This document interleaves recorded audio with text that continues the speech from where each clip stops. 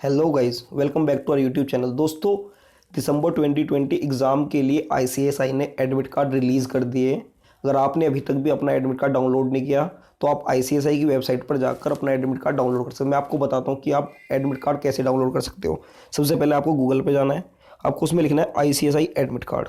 जो इसमें आपकी सबसे पहली वेबसाइट आएगी, इस पर ही आपको क्लिक करना है और यहाँ पर अपना रजिस्ट्रेशन नंबर डालने से आपका एडमिट कार्ड यहीं से डाउनलोड हो जाएगा।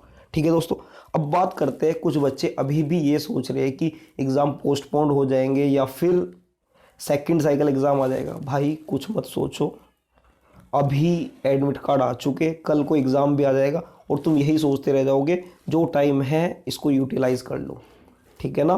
पढ़ाई करो। All the very best, thank you very much. और हमारे चैनल को सब्सक्राइब करो। हमने आपके लिए आईटी की अमेंडमेंट ला चुका, एथिक्स की अमेंडमेंट ला चुका, एथिक्स की मैराथन ला चुका। आईटी की मैराथन बहुत जल्दी आएगी।